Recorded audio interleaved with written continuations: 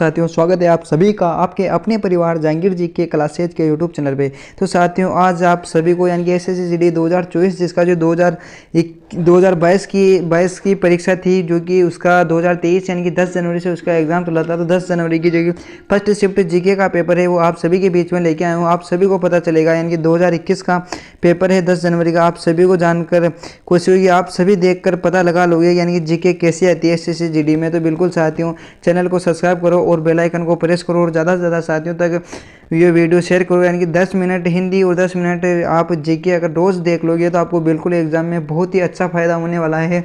और last time पे आपके ऐसे क्लास लगाऊंगा साथियों, जिससे आपको बिल्कुल सीधा एग्जाम में फ़ायदा मिलेगा। और उसके बाद ही आपको हो गया कि सर जी आपने बहुत ही अच्छी क्लास लगाई, जिससे हमारा सिलेक्शन श्योर हो चुका है। क्योंकि आप एक क्वेश्चन की लड़ाई है, क्योंकि यूपी और जो अदर ये यूपी, राजस्थान और एमपी, इन जिलों की कट ऑफ बहुत ही अधिक जाती है। तो बिल्कुल इन राज्य वाले को अगर आपको मेहनत, अगर आपकी मैथ अच्छी नहीं है तो बिल्कुल आप जीके और हिंदी पे ऐसे पकड़ रखो, यानी कि 20 में से 20 आप बिल्कुल राइट कर सको क्वेश्चन। तो बिल्कुल चैनल पे जुड़ जाओ सबसे पहले, जो कि आपको बहुत ही अच्छा फ़ायदा मिल सके, आपको पूरे क्वेश्चन मिल सके उससे। बस एक ही सपना सिलेक्शन हो अपना, बिल्कुल आपको यही सपना है आप सभी के बीच में। जब तक वर्दी ना मिले तब तक आपको नींद चैन को त्यागना पड़ेगा बिल्कुल। कि जब कहा जाता है कि लग चुकी है तलब मंजिल की, अब खुद को आग में झोंक लेंगे। ये ठोकरें कहती हैं मारा जाएगा, पर ये हौसले कहते हैं देख लेंगे। अगर आपके हौसले बुलंद है तो आप बिल्कुल वो चीज़ भी हासिल कर सकते हो जिसकी आपने कभी सोचा भी ना था साथियों। तो बिल्कुल अगर आपको वर्दी चाहिए तो बिल्कुल इस चैनल से जुड़ जाओ। 10 मिनट हिंदी 10 और 10 मिनट जीके आप रोज़ देख लोगे। 20 मिनट रोज़ अगर आप देख रहे, वैसे तो फालतू इंस्टाग्राम पे आप रील से देखते होंगे, पर बिल्कुल अगर 20 मिनट भी आपने ये देख लिया तो आपको बिल्कुल बहुत ही अच्छा फ़ायदा होने वाला है। तो साथियों, चलते हैं उस क्लास पर जिसका आपको बेसब्री से इंतज़ार है। यानी कि 2021 का जीके का पेपर है और ऑफिशियल है पेपर, मैं बताने वाला हूँ आप सभी को। तो चलते हैं उस पर। अगर बात करें तो साथियों, ये जो कि 10 जनवरी जो कि 2023 का पेपर है, 2022 का एग्ज़ाम था जो कि 2023 में हुआ। तो एसएससी जीडी का बहुत ही अच्छी क्लास है साथियों। तो चलते हैं बिना किसी देरी के। पहला क्वेश्चन है कि 25 जून 2015 को लॉन्च किया गया, जिसका उद्देश्य वर्ष 2022 तक शहरी क्षेत्र में सभी के लिए आवास उपलब्ध करवाना था। तो उसकी बहुत ही अच्छी योजना, जो कि आप सभी को पता है कि प्रधानमंत्री आवास योजना शहरी क्षेत्र की वह ये योजना है साथियों। तो इसका बिल्कुल सेकंड ऑप्शन आपका राइट हो जाएगा। उसके बाद अपना दूसरा प्रश्न है कि निम्नलिखित में से कौन सा देश लुसोफोनिया खेलों का हिस्सा नहीं है। तो लुसोफोनिया खेलों का हिस्सा नहीं है कौन सा देश? तो पुर्तगाल भी है और मकाओ भी है और भारत भी है, पर लेकिन जो जर्मनी देश है वो नहीं है साथियों। कौन सा जर्मनी देश है वो नहीं है। तो बिल्कुल आप ये क्वेश्चन आपका तीसरा ऑप्शन आपका राइट हो जाएगा। उसके बाद अपना तीसरा प्रश्न है कि आरबीआई के अनुसार 1980 के दशक में भारत की जीडीपी यानी कि बात की जो कि जीडीपी में सेवा क्षेत्र की हिस्सेदारी कितनी है, यानी कि सेवा सेक्टर की हिस्सेदारी कितनी है। तो उसकी अगर बात करें साथियों कि सेवा सेक्टर की हिस्सेदारी इसमें कितनी है, तो सेवा सेक्टर की हिस्सेदारी है कि 38.6, यानी कि अगर हम बात करें तो 38.6% आपकी हिस्सेदारी है साथियों। तो 38.6% हिस्सेदारी है सेवा सेक्टर की बात की जीडीपी में, और 1980 के आरबीआई के दशक के अनुसार।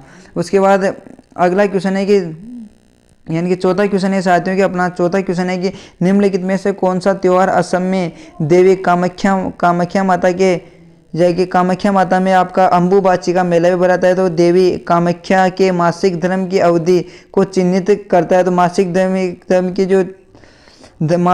की जो अवधि है उसको चिन्हित करता है। तो कामाख्या माता जो मंदिर है उसमें आपकी अगर बात करें साथियों तो उसमें अम्बुबाची का मेला है कामाख्या माता मंदिर में, जो कि असम में भराता है। कहाँ? असम में भराता है कामाख्या माता का मेला, उसमें जो अम्बुबाची का मेला भराता है साथियों। उसके बाद अपना पांचवा क्वेश्चन है जो कि इंग्लिश वर्जन में साथियों, ये करंट का क्वेश्चन है, वैसे आपके काम भी नहीं आएगा। और ये जो कि अगर हम बात करें तो इसमें पूछा गया था कि यानी कि अस्पष्टता यानी कि छुआछूत से कौन सा आर्टिकल संबंधित है। तो आर्टिकल जो कि 17 है वो छुआछूत से संबंधित है। और आर्टिकल जो 32 आप सभी जानते होंगे कि आर्टिकल 32 जिसे संविधान के भीमराव अम्बेडकर साहब है बाबा, उन्होंने कहा था कि आर्टिकल 32 को क्या कहा था? संवैधानिक उपचारों का अधिकार, यानी कि जो इसे बोला जाता है कि संविधान की आत्मा आर्टिकल 32 को बोला जाता है। उसके बाद अगर हम बात करें साथियों तो अपना ये इंग्लिश वर्जन के क्वेश्चन है साथियों। तो उसके बाद इसकी इंग्लिश में टाइप हो चुकी है, यानी कि उसके बाद अगला क्वेश्चन है कि स्वामी दयानंद सरस्वती ने एक संगठन जिसमें हिंदू धर्म में सुधार का प्रयास की स्थापना की गई, तो आर्य समाज की स्थापना जो कि स्वामी दयानंद सरस्वती ने की गई थी। तो ऐसे क्वेश्चन आते हैं साथियों कि स्वामी दयानंद सरस्वती ने किसकी स्थापना की या फिर आर्य समाज की स्थापना किसने की, स्वामी दयानंद सरस्वती ने। ऐसे ऐसे सरल क्वेश्चन आते हैं जीडी में बिल्कुल आप सभी को। तो हम हिंदी और जीके आपको बिल्कुल 20 में से 20 क्वेश्चन दिलवाएंगे आपको। तो बिल्कुल आपको इस चैनल से जुड़ना नहीं भूलना है रोज़। उसके बाद अगला क्वेश्चन है अपना, और चैनल को सब्सक्राइब करो ज़्यादा से ज़्यादा, बिल्कुल 1 के कंप्लीट करवा दो अपना। कि भारत में रेडियो प्रसारण 1923 में द्वारा शुरू किया गया है। तो यानी कि भारत में रेडियो प्रसारण 1923 में किसके द्वारा शुरू किया गया, तो वो उसकी अगर बात करें साथियों तो वो रेडियो क्लब ऑफ बॉम्बे द्वारा शुरू किया गया था। तो रेडियो क्लब ऑफ बॉम्बे द्वारा शुरू किया गया था। उसके बाद अगला क्वेश्चन है अपना 12वां क्वेश्चन है कि 12वां क्वेश्चन है साथियों की 12वां क्वेश्चन है साथियों, निम्नलिखित में से किस गुप्त शासक को उसकी सैन्य उपलब्धियों के कारण भारत का नेपोलियन कहा जाता है। तो भारत का नेपोलियन है जो कि किसको कहा जाता है यानी कि भारत का नेपोलियन किस शासक को कहा जाता है। उसकी अगर हम बात करें तो समुद्रगुप्त है जिसे भारत का नेपोलियन कहा जाता है। समुद्रगुप्त को भारत का क्या कहा जाता है, नेपोलियन कहा जाता है। उसके बाद अगला क्वेश्चन है अपना, यानी कि 14वां क्वेश्चन है, 13वां तो आपका इंग्लिश वर्जन का है साथियों। तो उसके बाद अपना 14वां क्वेश्चन है कि 2018 में भरतनाट्यम में संगीत नाटक अकादमी पुरस्कार किसने जीता है। तो यानी कि जो 2018 में भरतनाट्यम में संगीत नाटक अकादमी पुरस्कार किसने जीता, तो उसकी अगर हम बात करें तो वो राधा श्रीधर ने जीता है। किसने जीता है साथियों, राधा श्रीधर ने जीता है।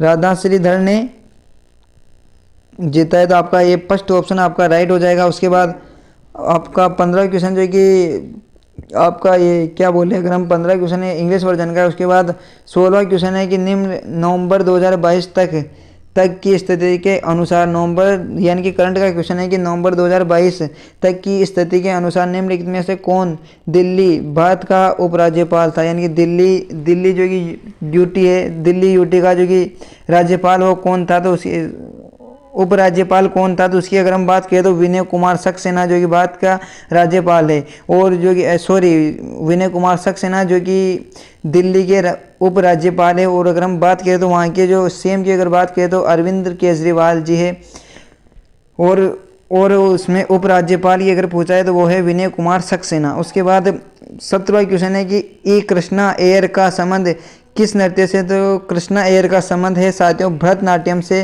जो कि भरतनाट्यम जो कि तमिलनाडु में किया जाता है साथियों। तो भरतनाट्यम से संबंधित है। उसके बाद ये 18वां क्वेश्चन है साथियों अपना 18वां क्वेश्चन है कि भारत में प्रत्येक वर्ष में एक बार जनगणना की जाती है। यानी कि कितने वर्षों में जनगणना की अवधि होती है। यानी कि अगर बात करें जनगणना की अवधि तो 10 साल में एक बार जो कि जनगणना होती है। और अगर हम साल में एक बार जो की जनगणना होती है। और अगर हम बात करें साथियों की पशु गणना की अगर बात करें तो 5 वर्ष में एक बार जो कि पशु गणना होती है साथियों। क्या पशु गणना जो कि 5 वर्ष में एक बार होती है। और अगर हम बात करें तो कि अगर हम बात करें तो कि वन रिपोर्ट की अगर बात करें साथियों कि वन रिपोर्ट कितने वर्षों में आती है। वन रिपोर्ट की अगर बात करें साथियों तो वन रिपोर्ट आती है अपनी 2 वर्ष में एक बार आती है। 2 वर्ष में एक बार जो कि वन रिपोर्ट आती है। तो आपका अगर हम बात करें कि जनगणना कितनी अवधि के लिए की जाती है तो 10 वर्षों में एक बार जो कि जनगणना होती है। तो आपका यानी कि जो तीसरा ऑप्शन है वो बिल्कुल एकदम राइट हो जाएगा। उसके बाद 19वां क्वेश्चन है अपना